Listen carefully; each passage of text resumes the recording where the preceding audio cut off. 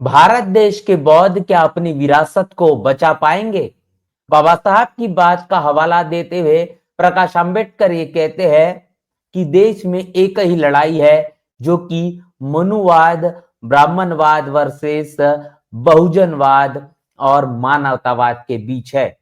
एक तरफ ऐसी तस्वीर देखने को मिलती है जहां पर जल जंगल जमीन की लड़ाई लड़ने वाला आदिवासी समाज और उसके महापुरुष बिरसा मुंडा, जो अबुआ देश और अबुआ राज की बात करते हैं, उसी तबके के लोग शौचालय में शिक्षा लेने के लिए मजबूर है। इसी के साथ साथ भारत के संविधान को देश में बचाने की बात करने वाली कांग्रेस और उसके राष्ट्रीय अध्यक्ष अपने आप को हिंदू साबित करने में और अपने आप को इतना ही नहीं तो 12 ज्योतिर्लिंगों में एक ज्योतिर्लिंग कहीं न कहीं साबित करने में लगे हुए हैं। ये तमाम चीजें आपके साथ रूबरू करेंगे। मैं हूं पराग महेंद्र, आप देख रहे हैं नेशनल चौपाल। साथियों, इस वक्त जिस तरीके से बाबा साहब और बाबा साहब की किताब क्रांति और प्रतिक्रांति को लेकर सबसे ज्यादा चर्चा है, क्योंकि इस किताब में बाबा साहब ने बड़ी ही अहम बात लिखी है, जहां पर बाबा साहब ये लिखते हैं कि देश के अंदर जो लड़ाई है वो मनुवाद, ब्राह्मणवाद वर्सेस मानवतावाद और बहुजनवाद के बीच है। और ये ऐसा लंबा संघर्ष है जो हजारों सालों से चलता हुआ दिखाई देता है। क्रांति और प्रतिक्रांति का दौर समय समय पर आता है। एक समय पर जब क्रांति होती है तो उसको विपरीत, उसको रोकने के लिए उसके खिलाफ में प्रतिक्रांति होती है। और जब जब भी परिवर्तनवादी सोच अपने चरम सीमा पर होती है, तब मनुवादी जातिवादी किस्म के लोग उस तमाम विरासत को निस्नाबूद करने की कोशिश करते हैं जो कि क्रांति की याद दिलाता है। और ऐसे में तमाम तस्वीरें सोशल मीडिया पर बड़े जमकर वायरल है, जो चीजें आपके साथ हम एक के बाद एक साझा करेंगे।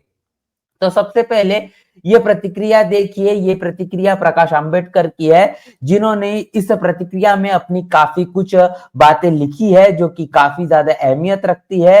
वो तमाम बातें भी आपके साथ हम साझा करेंगे और बताएंगे कि जिस तरीके से इस देश के अंदर मानवतावादी सोच और इस सोच की अहमियत कितनी ज्यादा आवश्यक हो चुकी है। लगातार मनुवाद अपने चरम सीमा पर है।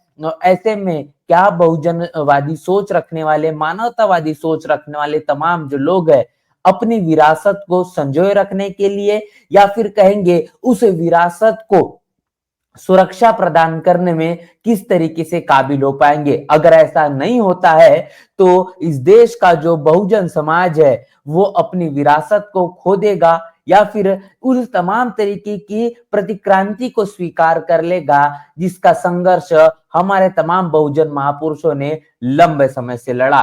क्योंकि बहुजन महापुरुषों के आंदोलन को आप देखते हैं तो उनका आंदोलन सेल्फ रिस्पेक्ट मूवमेंट वाला है, मतलब कि आत्मसम्मान का है। और ये आत्मसम्मान अपने तमाम बहुजन महापुरुषों के उस इतिहास से कहने के प्रेरणा देता है और गौरवान्वित महसूस करता है। प्रकाश अंबेडकर का यह कहना है कि भारत का इतिहास ये बौद्ध धर्म और ब्राह्मणवाद के बीच नश्वर संघर्ष का इतिहास है, जो कि बाबा साहब ने भी कहा था। इसके साथ साथ बीजेपी और आरएसएस अपने नापाक इरादों में कहीं ना कहीं इस तरीके से मशगूल है कि वो प्राचीन मस्जिदों को हिंदू ऐतिहासिक दिखाने के लिए हो हल्ला मचा रही है, जो कि 90 के दशक में कमंडल की राजनीति की एक बड़ी नकल है। ऐसे में प्रकाश अंबेडकर ये सवाल उठा रहे हैं कि अगर बौद्ध लोग प्राचीन मंदिरों को बौद्ध ऐतिहासिक का अगर दावा करने लगे तो जो वैदिक हिंदू शासकों द्वारा नष्ट किए गए बौद्ध स्तूपों और मंदिरों के मलबे पर बनाए गए हैं तो क्या होगा। ये सवाल बहुत बड़ा सवाल है। इस सवाल ने सुर्खियां बटोरी है, जिसको लेकर लगातार चर्चा और बहस जारी है। और इसके साथ साथ प्रकाश अंबेडकर का यह सुझाव भी है कि BJP, RSS, M Siddiqui, D3LR बनाम महंत सुरेश दास और अन्य के सुप्रीम कोर्ट के फैसले को वो जरूर पढ़े, जिसमें सुप्रीम कोर्ट ने पूजा स्थल अधिनियम के एक्ट ऑफ तिथि के महत्व का हवाला भी दिया है।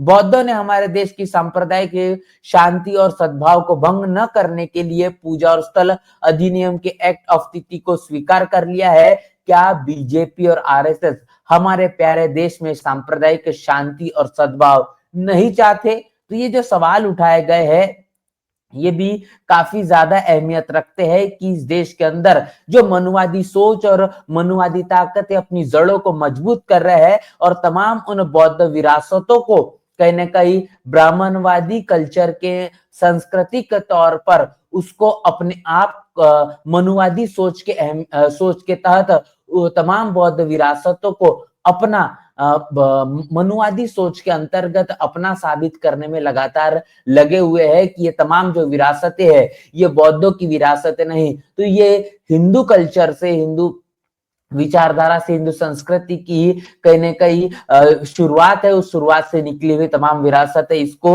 अब साबित करने के लिए तमाम मनुवादी बड़े पैमाने पर लगे हुए हैं। एक वीडियो भी सोशल मीडिया पर काफी ज्यादा वायरल है, ये वीडियो हम आपको साझा कर रहे हैं और ये वीडियो और कहीं का नहीं, तो ये वीडियो है इस देश के अंदर जो तीर्थ स्थल पर जाना जाता है बौद्ध गया का, जहां पर ये जो मनुवादी व्यक्ति है, जो ब्राह्मण व्यक्ति है, जो कहीं ना कहीं इस बात को साबित करने में लगा हुआ है, जो कि सवालों के जवाब यहां पर दे रहा है कि बौद्ध तथागत गौतम बुद्ध ने जिस तरीके से पंचवर्गीय भिक्खु को दीक्षा देकर, उन्हें उपदेश देकर सबसे पहले जो धम्म क्रांति की, वो उसका एक चित्रण यहाँ पर मूर्तियों के आधार पर किया गया है। तो यहाँ पर ये जो शख्स है ये तथागत गौतम बुद्ध को हिंदू देवी देवता और उनके आसपास तमाम जो पंचवर्गीय भिक्खु है इन्हें भी 5 पांडव को के इतिहास में तब्दील करने में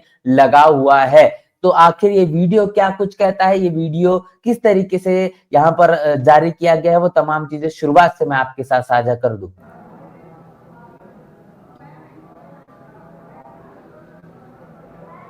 पंडित जी सॉरी, ये जगह कौन सी है? ये 5 पांडवों की जगह है। हाँ जी, ये पांडवों की जगह है। पांडवों से मतलब कैसे जुड़ी हुई है बुद्ध से? ये यहाँ पिंड दान करने आए थे पांडव जो महाभारत में जो मारे गए थे ना, पिंड दान करने आए थे। हाँ, उन्हीं के लिए पिंड दान करने आए थे गया में। अच्छा, ते 5 पांडव। हाँ, माता द्रौपदी है। हाँ जी।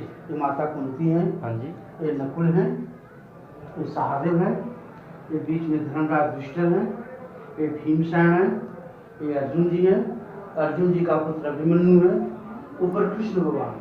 अच्छा।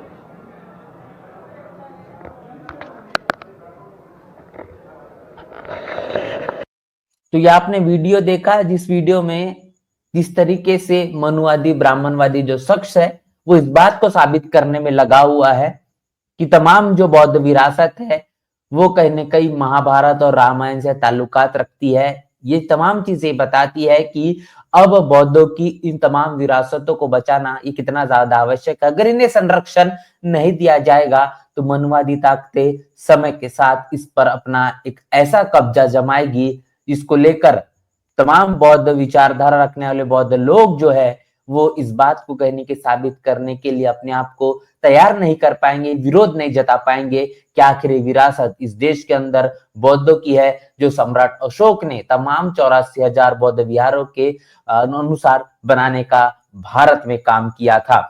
अब मैं तो तस्वीर आपको दिखाने जा रहा हूं, ये तस्वीर इतनी ज्यादा चिंताजनक है, सोच निर्माण करती है कि हम आजादी के जो 75 साल अमृत महोत्सव मना रहे हैं, एक ऐसे अमृत महोत्सव में इस देश का दलित, आदिवासी, पिछड़ा, खासतौर पर आदिवासियों की बात करेंगे, वो किस तरीके की जिंदगी जीने के लिए मजबूर है।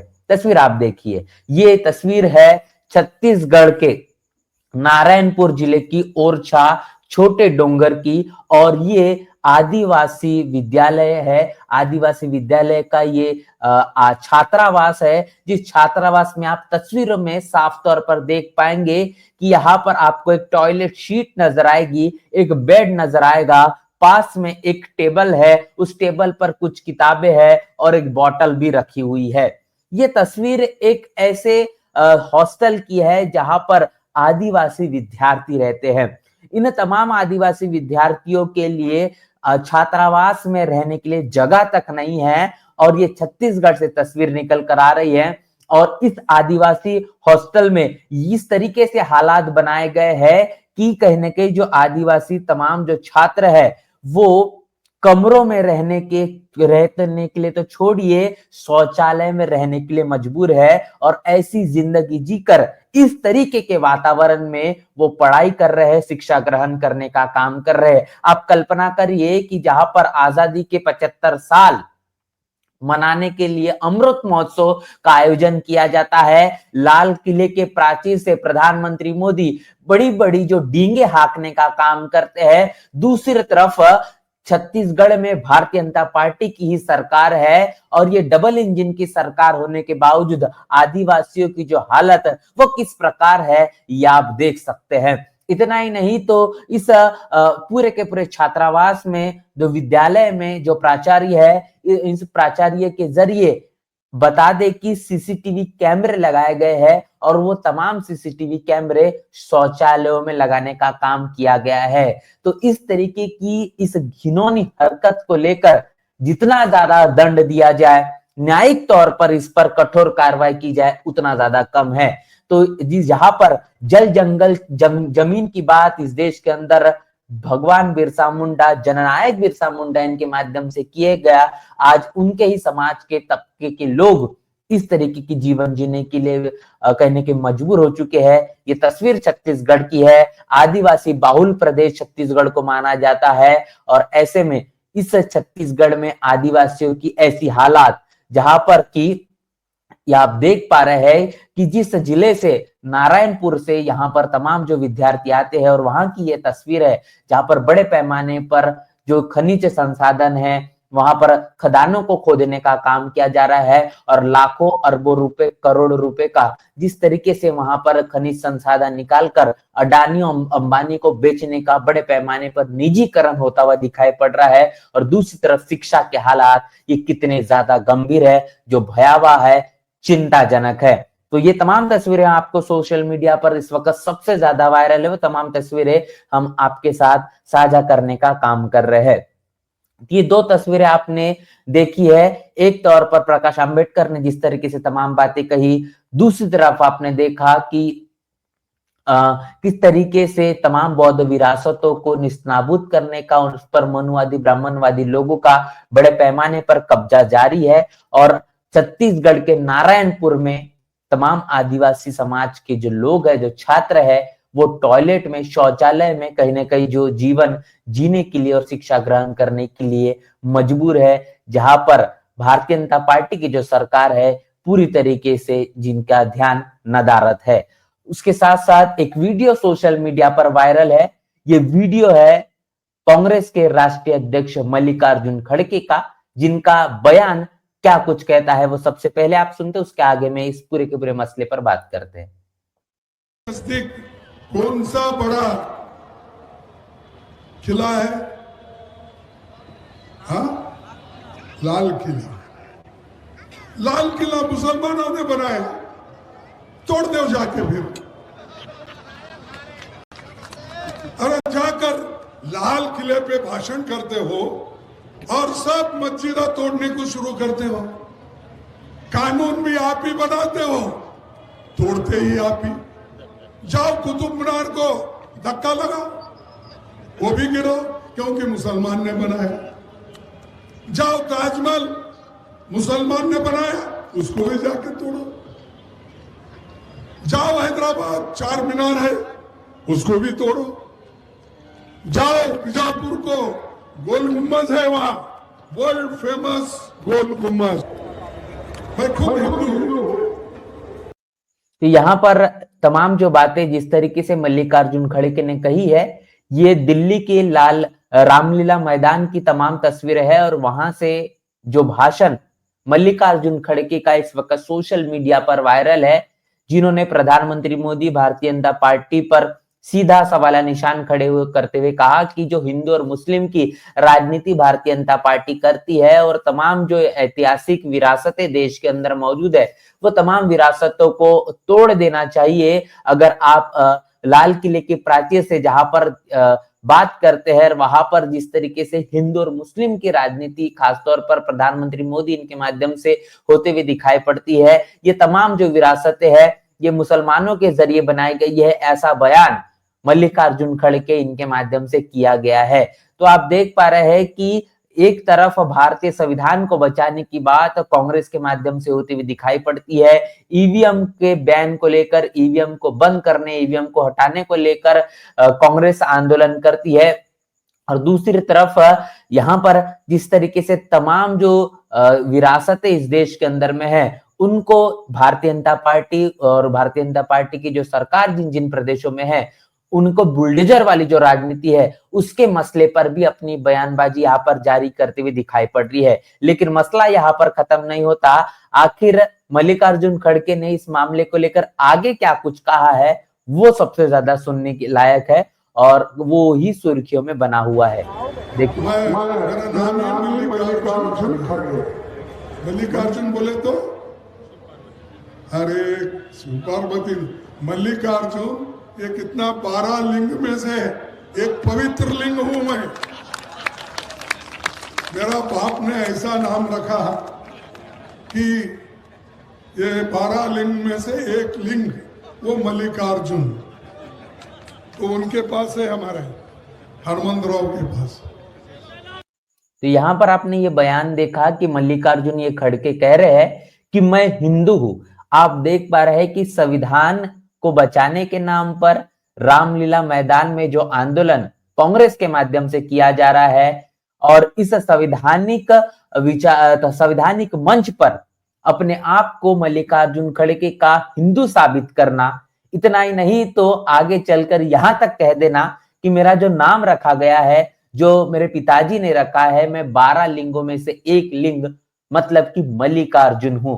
तो इस बात का भी कहने की काफी ज्यादा सवाल या निशान खड़ा किया जा रहा है कि जहां पर मल्लिकार्जुन खड़गे कांग्रेस के राष्ट्रीय अध्यक्ष है, जो दलित तबके से आते हैं और दलित तबका बड़े पैमाने पर फुले शाहू बाबा साहब इनकी विचारधारा पर चलने का काम करता है। लगातार बाबा साहब की बात मल्लिकार्जुन खड़गे इनके माध्यम से होती है, लेकिन ऐसे संवैधानिक मंच पर जो कि कांग्रेस के माध्यम से आयोजित किया गया है, ऐसे मंच पर अपने आप को हिंदू साबित करना, इतना ही नहीं तो 12 लिंगों में से एक लिंग अपने आप को साबित करना, ये तमाम जो चीजें, ये बयानबाजी ये बताती है कि कितना भी धर्मनिरपेक्षता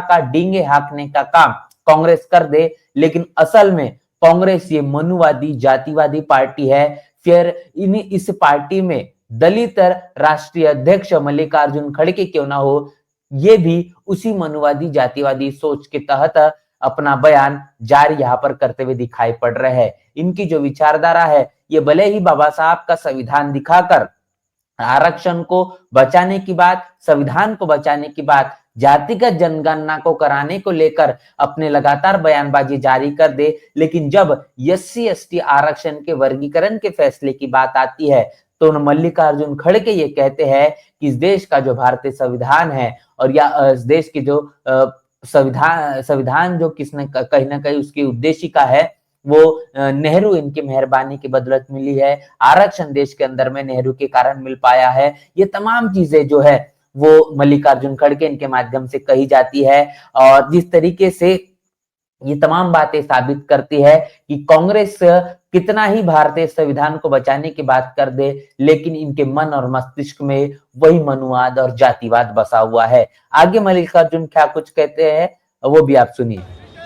तो क्या मैं सेकुलर हुआ, सेकुलर के तहत मेरी पार्टी चलती है। मैं सेकुलर रहने के वजह से सबसे चाहता हूं कि एक होके चलो। तो मैं सेकुलर हूं इसलिए मैं हिंदू नहीं, सेकुलर हूं इसलिए मैं मल्लिकार्जुन, आप वो नाम को नहीं मानते हैं। संविधान बचाने के नाम पर लगातार कांग्रेस ने जो राजनीति की और इस बीच लोकसभा 2024 का चुनाव देखा गया, महाराष्ट्र में हुआ, विधानसभा का चुनाव भी देखने को मिला और लगातार भारत के संविधान की लाल किताब राहुल गांधी ने अनेकों मंच पर जाकर बार बार दिखाने के काम किया। लेकिन इसी संविधान बचाने के नाम पर जब कार्यक्रम होता है तो वहां पर उनके ही पार्टी के राष्ट्रीय अध्यक्ष मल्लिकार्जुन खड़गे अपने आप को हिंदू साबित करने में और इतना ही नहीं तो दलित होने के बावजूद 12 लिंगों में से एक लिंग का जो मल्लिकार्जुन है, ये कहने में किसी भी तरीके का गुरेज नहीं करते। तो आप इस बात को भी समझिए कि उस तमाम वोटरों को भी अपने पाले में लेने की कोशिश मल्लिकार्जुन खड़गे के कांधों पर रखकर जो निशाना लगाने का काम कांग्रेस के माध्यम से हो रहा है, इस पूरे के पूरे षड्यंत्र को, इस साजिश को बहुजन समाज ने समझना होगा, तब जाके आप सजग हो पाएंगे। ये तमाम राजनीतिक पार्टियां बहुजन समाज, दलित, आदिवासियों, पिछड़ों के वोटों को सिर्फ बटोरना जानती है, इनके हक और अधिकारों को बचाने का झूठा नाटक करती है और ये बार-बार साबित होता है। कांग्रेस का एक लंबा इतिहास रहा जहां पर महात्मा गांधी से लेकर तो आखिरी अभी मल्लिकार्जुन खड़गे तक अगर ये देखेंगे तो ये हमको देखने को मिलता है कि इतिहास के अंदर इस देश के में दलित, आदिवासी, पिछड़े का सबसे बड़ा हितैषी साबित करने की कोशिश जो महात्मा गांधी के जरिए की गई, लेकिन वास्तविकता ये भी है कि 21 दिनों का एक बड़ा अनशन इस देश के अंदर इतिहास है कि जो महात्मा गांधी ने किया था, जो कि न चाहते थे कि दलितों, आदिवासियों को वोट का अधिकार मिल पाए। और वर्तमान स्थिति के अंदर हम देख रहे हैं कि संविधान को बचाने के नाम पर राहुल गांधी जिस तरीके से वोटों को बटोरने का काम करते हैं, लेकिन जब SC/ST वर्गीकरण के फैसले की बात आती है तो जहां जहां पर कांग्रेस की सरकार है उन तमाम प्रदेशों में इस SC/ST आरक्षण के वर्गीकरण के फैसले को सबसे पहले स्वीकृति की जाती है। तो मतलब हाथी के दांत दिखाने की कुछ और खाने की कुछ और, ये कांग्रेस के लिए पूरी तरीके से 100% लागू होता है। बहुजन समाज को सजग होना पड़ेगा, सावधान होना पड़ेगा, तब जाके ही इन तमाम मनुवादी पार्टियों के इन षड्यंत्रों से वो बच पाएंगे और अपने संवैधानिक ताकतों को मजबूत कर खुद बचाव करने के लिए सत्ता की जो मास्टर चाबी है वो अपने हाथों में लेने के लिए खुद अपने पैरों पर खड़े हो पाएंगे। पूरी की पूरी चर्चा बातचीत को लेकर आपकी क्या राय प्रतिक्रिया है, लिखकर कमेंट बॉक्स में हमें जरूर बताएं। बने रहे नेशनल चौपाल के साथ, मिलते नए वीडियो में, तब तक के लिए जय भीम, जय भारत।